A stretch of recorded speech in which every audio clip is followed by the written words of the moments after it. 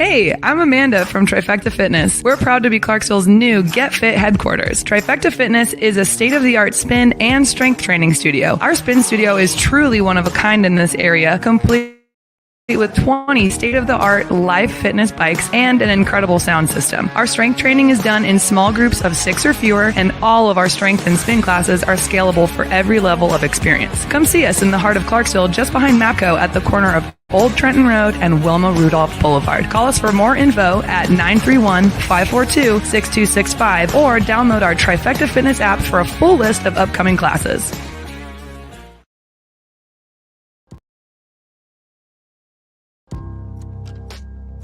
In October 2019, Arlington, Texas was chosen to be the home of a new national museum, unlike any other.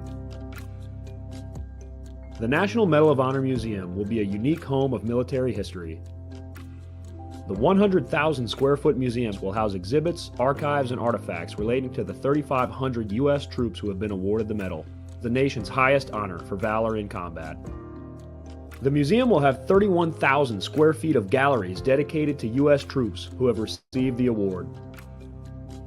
The museum CEO, former Navy SEAL and NASA astronaut Chris Cassidy, said the museum will focus on education as much as preservation. The building will have 5 areas dedicated to Medal of Honor winners from the Army, Marine Corps, Navy, Air Force, and Coast Guard. The main gallery will be located in a central plaza under a 25,000 square foot slab of steel, which will appear to be suspended in midair. It will be supported by 5 pillars. Black Rifle Coffee is a corporate sponsor of the museum, as are the Dallas Cowboys. The museum's board also includes over a dozen major corporations and 6 Medal of Honor recipients, including David Bellavia, Patrick Brady, and Britt Slabinski. Army Staff Sergeant Bellavia was awarded the medal for clearing an entire house by himself on November 10, 2004, as a squad leader in support of Operation Phantom Fury in Fallujah, Iraq. He killed 4 enemy fighters and wounded a 5th in close quarters battle. Army Major General Brady flew and coordinated the evacuation of 51 seriously wounded men during a firefight in Vietnam in January 1968. Slabinski, a Navy SEAL chief and team leader, led a rescue team of SEALs during Operation Anaconda in Afghanistan in March 2002. Slabinski and his team flew to a mountaintop ambush site to rescue Petty Officer First Class Neil Roberts, who had fallen from the back of a helicopter. Slabinski led the team through almost constant combat against an entrenched Taliban force. Along with the board members, former presidents Jimmy Carter, Bill Clinton, George W. Bush, and Barack Obama serve as honorary directors. The museum is expected to open to the public in late 2024.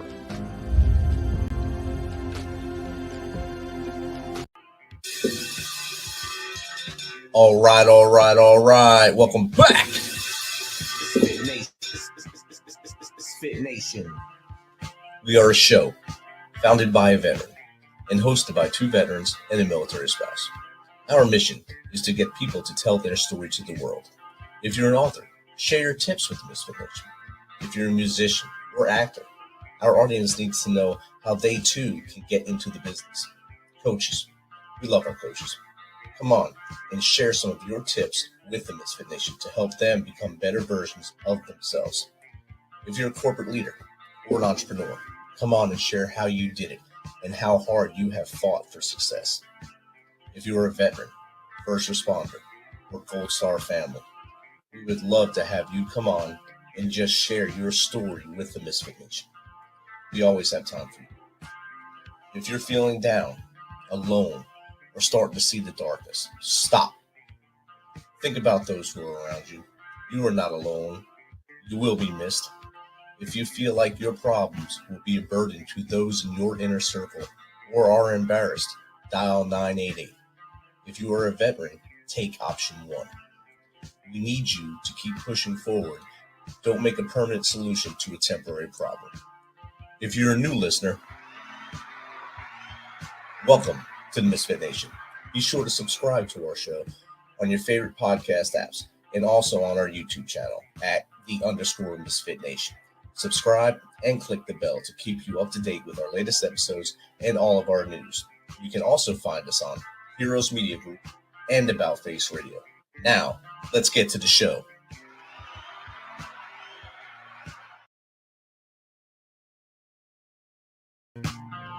All right. Welcome back. Today we have an awesome guest coming in.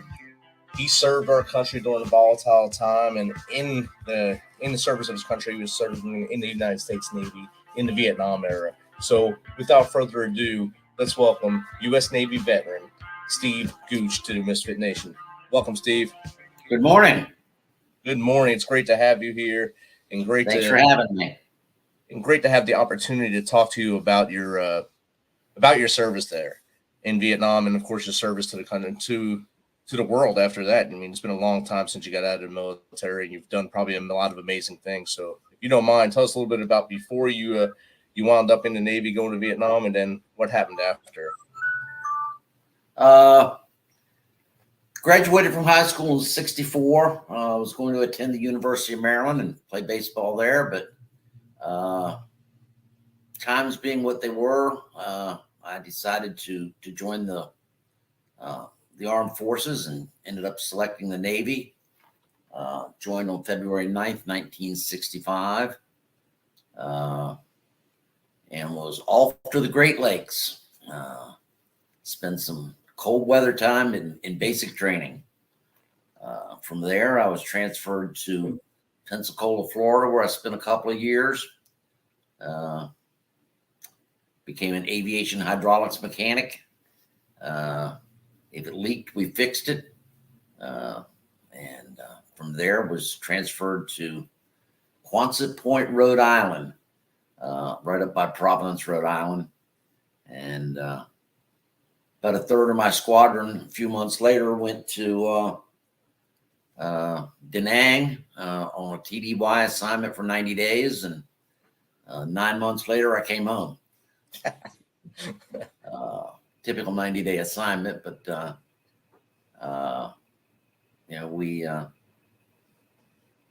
a terrific group of guys from my squadron in Rhode Island that every one of us volunteered. I kind of got talked into volunteering, not knowing exactly where I was going, but I just should have asked better questions, I guess. But didn't make my mom happy to find out where I was at. But other than that, it was getting a job done that needed to be done. But that's how it began. I think that's how a lot of the volunteering happened while in service. You volunteer based on, all right, everyone else is going, I might as well volunteer to go too. And then you didn't know what Da Nang really was probably, or where this beautiful Indochina was you were going to at the time. And next thing you know, you're in the beautiful Vietnam. I knew exactly where Da Nang was, and I knew exactly that I didn't want to be there. But a dear friend of mine, a Lieutenant Mo, who I had been stationed in Pensacola, Florida with and played some ball with down there, said, hey, Stevie, he says, you want to go TDY and work on some helicopters for about 90 days? I said, no, And he said, oh, come on. He says, I'm going. We'll have a lot of fun. So I said, well, if you're going, I'll go. Came into work the next day, and my chief called me across the hangar and kind of jogged over to him. And he says, what you doing volunteer to go into expletive Vietnam? I'm not going to Vietnam, Chief. And he goes, they're cutting your orders now, boy. So I had to ask Lieutenant Mo where our TDY assignment was. His first answer was, Southeast Asia. And I said, no, Mo, where are we going? And he told me, and I wasn't real happy, but figured what the heck, he's going, we'll have a good time. But So I'm sure you have some good stories about both sides of that before you did your TDY, your 90-day, 9-month TDY, and the time before and after that in service. Any awesome stories from back then that listeners would say, oh, that's exactly what we still do now. It's still funny now, but let's hear your versions of some of them stories. Well, one thing for sure is they fed us very well while we were there. So that's the only upside. There's plenty of Budweiser and, provided by Anheuser-Busch, and none of it was Bud Light. And we ate well. Had We had helicopters on the pad 24 hours a day in the event that there was a pilot or an emergency that needed extraction from North Vietnam and Cambodia, which at the time we couldn't talk about after I'd gotten out for about 24 years because we weren't in North Vietnam or Cambodia. 24 years later, they decided, well, it's okay if you talk about where you were at. But had occasions to fly in to pick up down pilots on 3 occasions. It's just everybody on that base was ready to go anytime that the emergency arose. It was just incredible human beings that I served with, and hindsight's 2020. My time in the military was one of the great honors of my life. While I was doing it, it was just a job, a job that had some certain dangers that the rest of the world doesn't go through.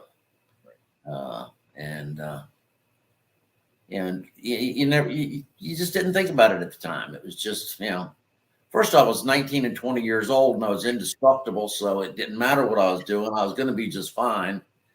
I can't hear worth a crap today because I never wore, hearing protection because I was 19. I didn't need it. I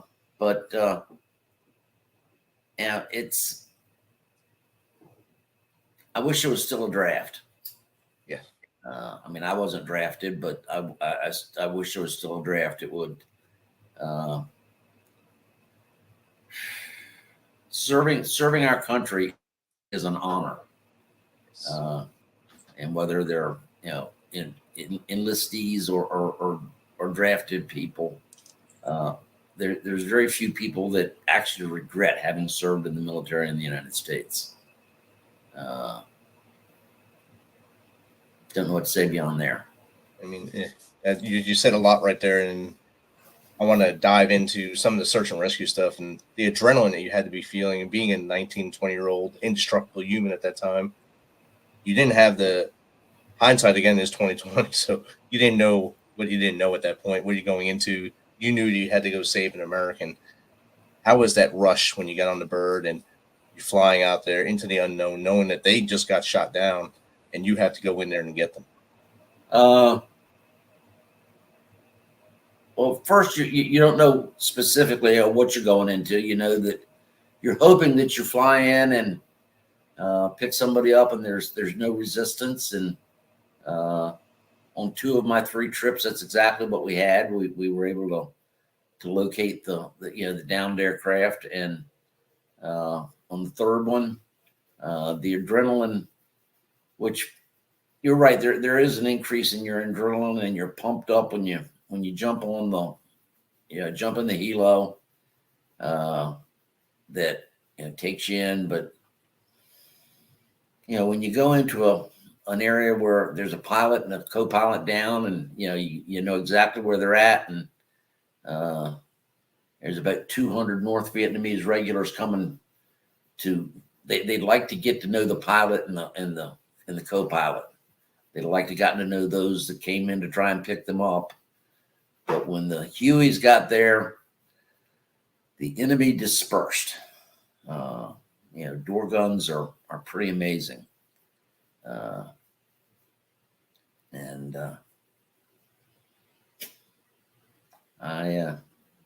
was picking up a gentleman who's about 5'4", 5'5", which is not unusual for a pilot, and about 150 pounds. And I was about 136 pounds, and it didn't feel like I'd picked up hardly anything. He had a broken leg, and I handed him my weapon and said, "Don't drop this." And we took off and ran about 80 yards over to where the helo was waiting for us, and got out of there. Exchanged Christmas cards with him for about 25 years. Wow. But lost contact after that.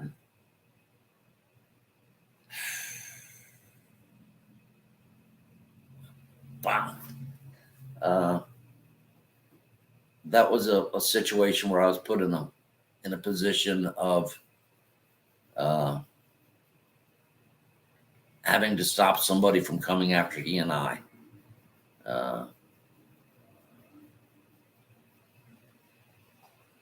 Not a position a lot of people understand at all. And we'll leave that right there. It's just,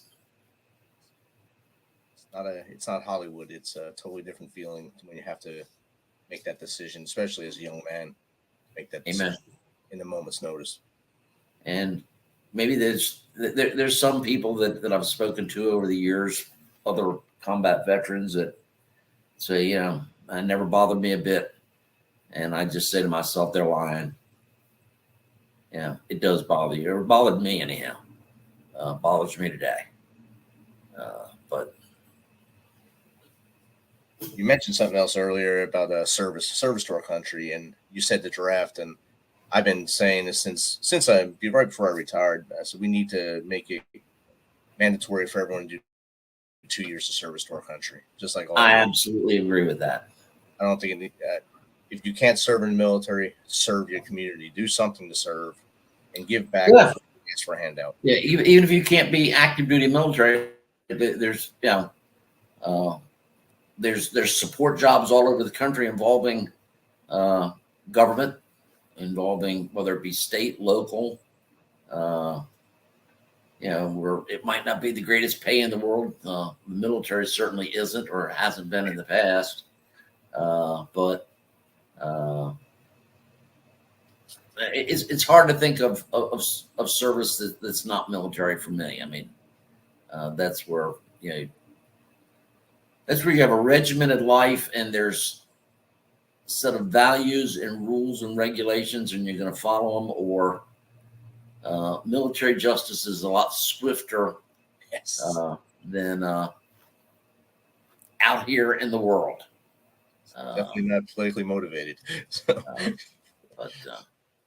And that's really off the line of what I was thinking about. But I just think that I'm like you. I think that military service or service to our country would be good for everybody. Whether it's before you go to college, if you're not going to college after you get out of high school, or after you finish college or finish your schooling, serve your country. But 100% agree with that.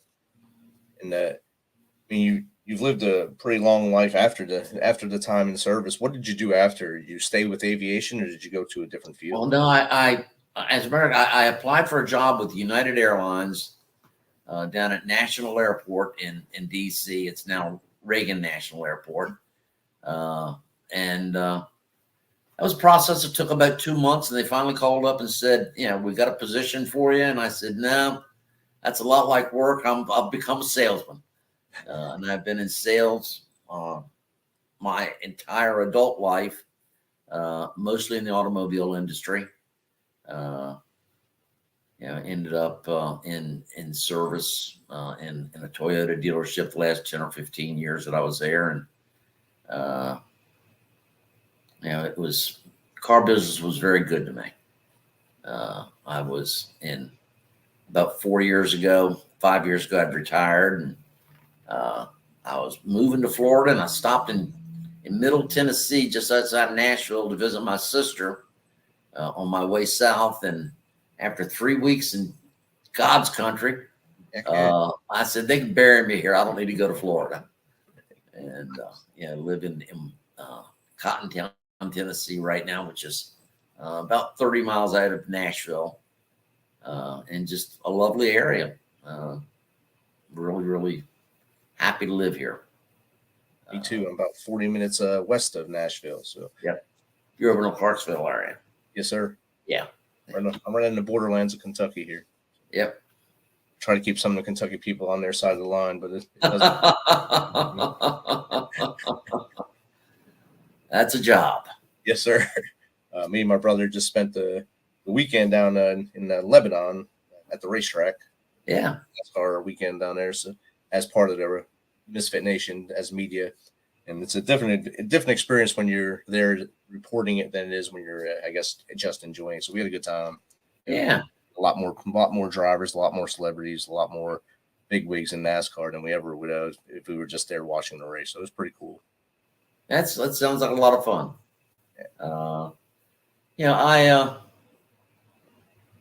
I look at, what's certain things that I guess, not only bother me, but bother a lot of people. And that's the plight of homeless veterans. There's well over 100,000 men and women who have served our country faithfully, honorably, that have fallen on hard times, and whether it's from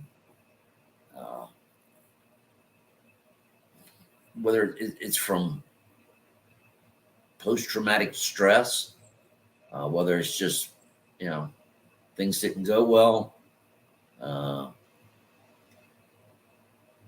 it just breaks my heart. I was speaking to a young man yesterday. He was about, I think, 27 years old, homeless veteran. And I asked him what I can do to help him, or what he needs to get a hand up instead of a hand out. And he told me what happened to him. He made a 30-second decision, made a bad choice, and his life spiraled. Yeah. I said, well, that 30-second choice made your life spiral. Now you can make a 30-second choice to make it spiral back up. Yep. Do something today to make it go back the other direction. And he just had tears in his eyes. I said, there's people that'll help you. I told him where Operation Stand Down Tennessee is in downtown Knoxville. Get him money, get on the bus to get there. Hopefully he went there. And Operation Stand Down will take care of him and get him set up on the right path, as long as he is let's go along with it. That's great. I know that with the VA, there's a lot of help through the VA, but most people don't even know they have VA benefits available to them, whether it be for health or for finding a job, or reach out to your local Veterans Administration if you need help. If they can't help you, they'll tell you, but they don't tell a lot of people, just go away, we can't help you. They'll do everything they can to get you pointed in the right direction, or if they can't help you, internally themselves, they'll try and find somebody that will. They usually have some kind of resource book there to tell them, hey, we can't help you, but on page Exactly. here, this guy can call this number. They'll even pick you up from here, so you don't have to go anywhere. They'll pick you up and take you to their office. Yep, absolutely. They've got a shuttle that will, I guess within quote unquote within reason, will come and get you. Right. And within reason to the VA is not, you got to live within 5 miles. They'll go get you. They don't want to see any veterans out there homeless. So they want to do everything they can to help. They'll help in finding work for you. They'll help in getting you fed, getting you a meal, and getting you off the street if they can. Right. Everything they can, and it comes down to your willingness to first receive help and to stick with it. Some of them, they just don't believe someone's trying to help them. They think you're trying to hurt them for some reason. Right. So hurt before. And that's a whole other problem. That's the mental health portion of it, where you got to get them to start thinking about self-care and maybe accepting that help and walking forward into the light. Wow. That's very well said, brother. I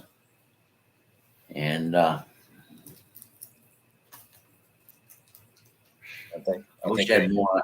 Your passion for that is great, and your passion for the VA, being from the Vietnam era, is amazing, because most Vietnam vets I talk to about the VA, they're the total other side of the spectrum for the VA. And the first time I ever went to a VA hospital was in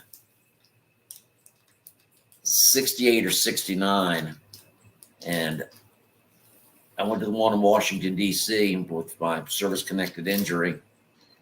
And I said when I left there, if I ever had to come back here again, I'd just as soon blow my brains out.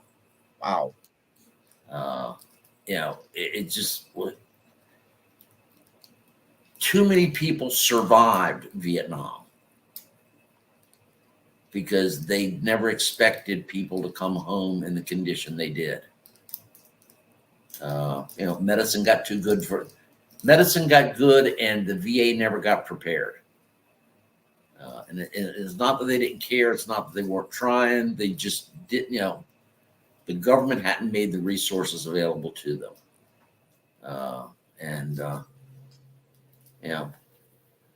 I didn't even know when I went down the first time that, what they were doing for me with my, left shoulder injury, ended up leading to a permanent disability condition, which started off at 20%, which was funny because about 6 months later, I got a letter that, you've been rated at 20% total disability or 20% disability for your shoulder injury.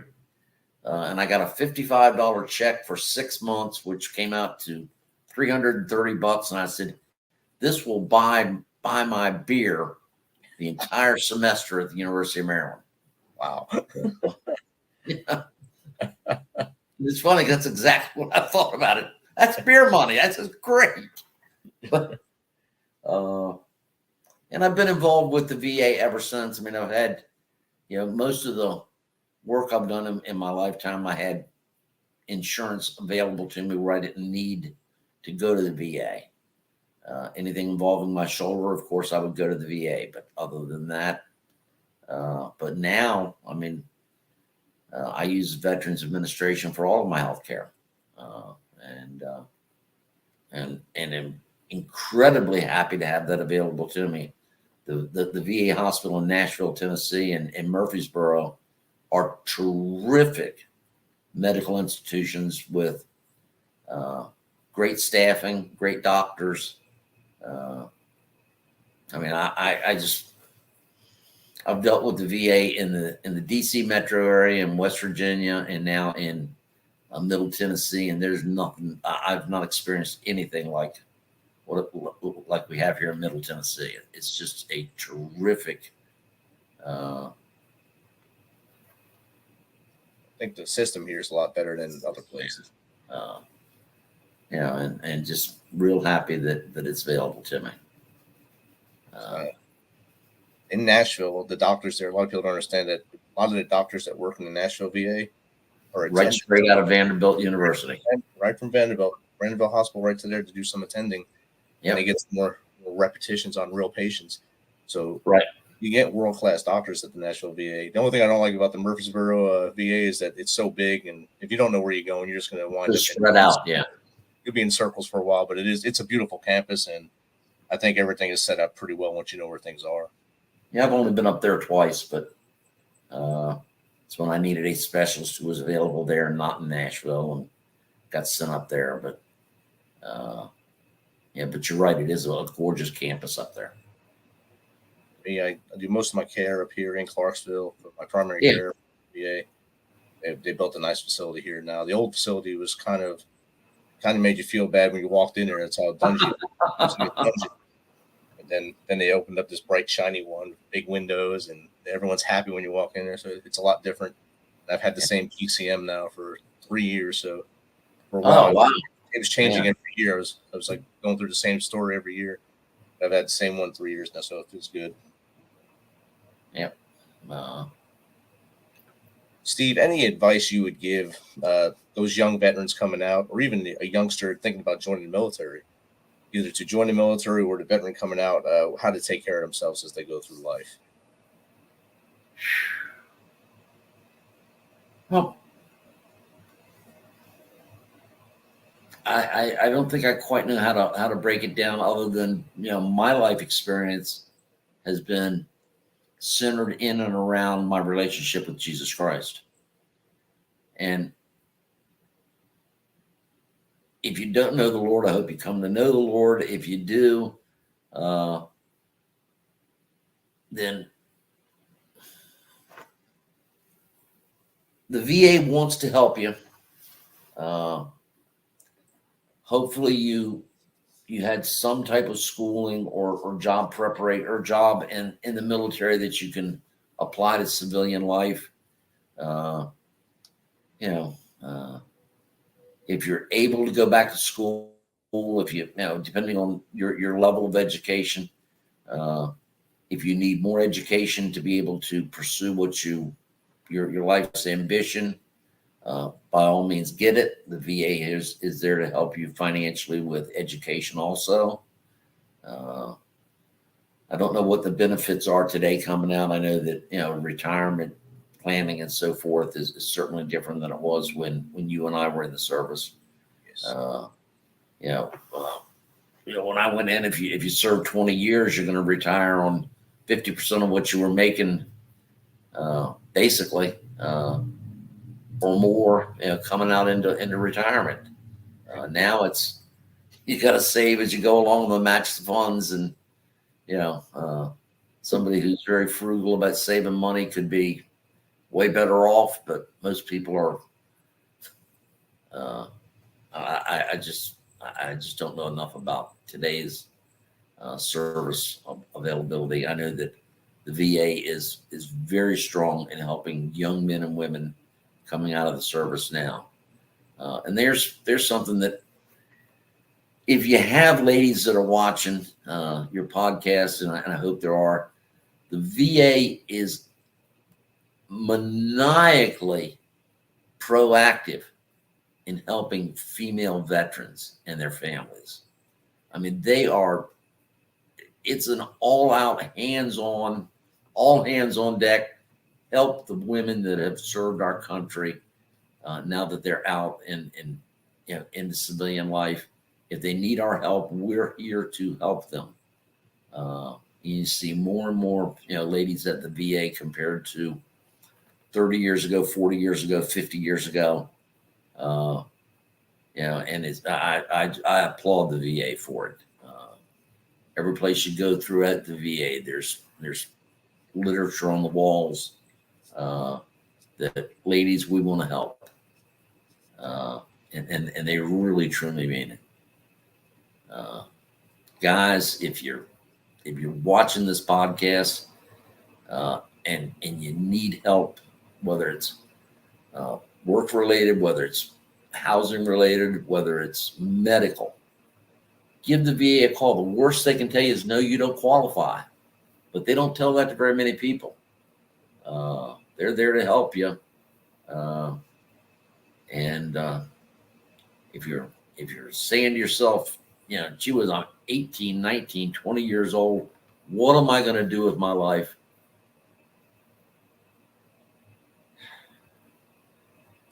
To me, it's hard to believe that you would regret joining the United States Navy, Army, Marine Corps, Coast Guard, or whatever the new thing is. Space Force.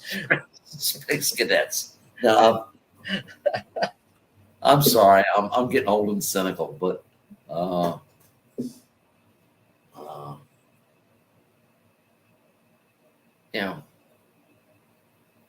freedom's not free, boys and girls. See it. That's a great way to end that right there, Steve. I think that's an awesome final sentence. Freedom is not free. And I think if we get that in the heads of a lot of our younger generation, and even those who just skipped life and just kind of been skipping through life doing whatever they can not to do anything, if they understand that, they'll understand why people serve, why it's better for them to even give 2 years. Give 2 years of your life, get a skill. Get a skill that you'll have for the rest of your life. It could just be leadership, or it could be like you, aviation technology, aviation hydraulics. I mean, my niece is in the Navy now. She does metal work. Amazing decision for her to go into basically with the Seabees, I guess. So she's made an awesome decision to do that and then to see the world. And she got this. If she's working with the Seabees, she's got an opportunity of a lifetime. She's doing great. I mean, she's a wow. Yeah. I didn't see it coming. I thought she'd go Air Force. Again, brother, I thank you so much for having me. I wish I had. No,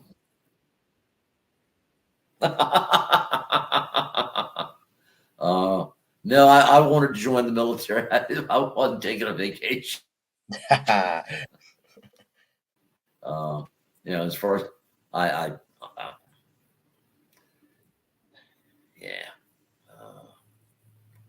Air Force just wasn't for me. But anyhow, again, thank you for having me. I wish I'd been better prepared. Oh, you're good. But, great, Steve. Thank you, and have a great July weekend. I look forward to meeting you one day. Yeah, Definitely, look forward to meeting you one day. Definitely, we're not far away from each other. Yeah, not that far apart. Yeah, get some hot get chicken together down with there. Dennis sometime in the future. Yeah, awesome. Super. Awesome. God bless you, and thank you for having me. No problem. Have a good weekend. You too, sir. Thanks for checking us out and being a part of the Misfit Nation. Don't forget to visit our website at themisfitnation.com. It's themisfitnation.com to catch up on all of our episodes and also to get some of that great Misfit Nation gear. As always, be humble, stay hungry, and keep hustling, because we are